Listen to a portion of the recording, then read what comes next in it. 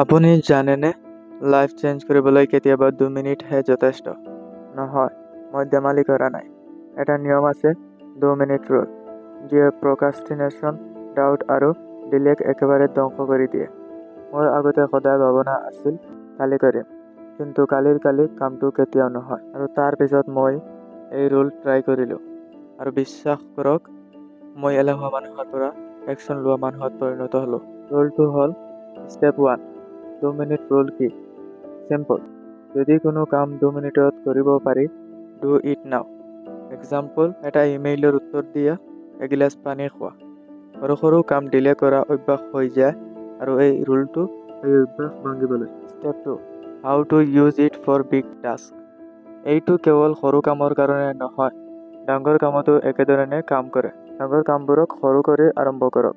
যেনে, পঢ়াৰ ইচ্ছা নাই, 1 পেজ পঢ়া। জিমলৈ যোৱাৰ ইচ্ছা নাই, 2টা পুশ আপ মাৰা। ষ্টেপ 3, হোৱাই দিছ ৱাৰ্ক।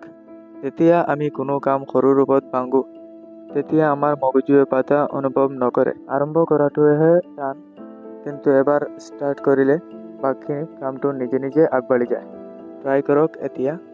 কমেণ্টত লিখক, মই আজিৰ পৰা এই ৰুলটো এপ্লাই কৰিম। আশা কৰোঁ এই নিয়মে তোমাৰ জীৱন সলনি কৰিব।